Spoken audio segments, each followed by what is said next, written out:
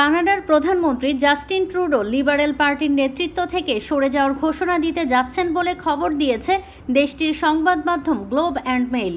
3টি সূত্রের বরাত দিয়ে রোববার এক প্রতিবেদনে পত্রিকাটি লিখেছে, ট্রুডো কখন তার বিদায়ের ঘোষণা দেবেন তা এখনও স্পষ্ট নয়, তবে সেটা বুধবারের ন্যাশনাল ককাস মিটিংয়ের আগেই ঘটতে পারে, এমনকি সোমবারও ঘোষণা দিয়ে বসতে পারেন ট্রুডো। দলীয় নেতৃত্ব ছাড়ার পাশাপাশি ট্রুডো তাৎক্ষণিকভাবে প্রধানমন্ত্রীর পদ ছেড়ে দেবেন না নতুন প্রধানমন্ত্রী দায়িত্ব নেওয়ার আগ পর্যন্ত কাজ চালিয়ে যাবেন সেটাও স্পষ্ট নয়। এ বিষয়ে কানাডার প্রধানমন্ত্রীর কার্যালয়ের কোনো বক্তব্য জানতে পারেনি গ্লোব অ্যান্ড মেইল।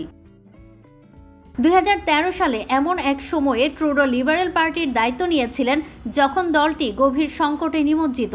সে সময় হাউস অফ কমন্সে 3য় অবস্থানে নেমে গিয়েছিল লিবারেল পার্টি। ট্রুডোর প্রস্থানে নতুন করে নেতৃত্ব সংকটে পড়বে তার দল, আর সেটা এমন সময়ে ঘটবে যখন আগামী অক্টোবরে নির্বাচনে রক্ষণশীলদের কাছে লিবারেলদের বাজেভাবে হারার পূর্বাভাস দিচ্ছে বিভিন্ন জনমত জরিপ।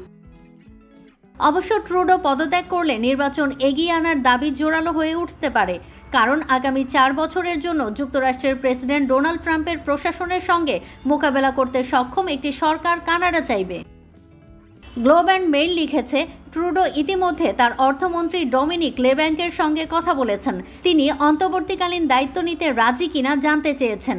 তবে লেব্ল্যাংক যদি পার্টির নেতা হওয়ার দৌড়ে নামতে চান তাহলে তিনি হয়তো অন্তর্বর্তীকালীন প্রধানমন্ত্রীর দায়িত্ব নিতে রাজি হবেন না।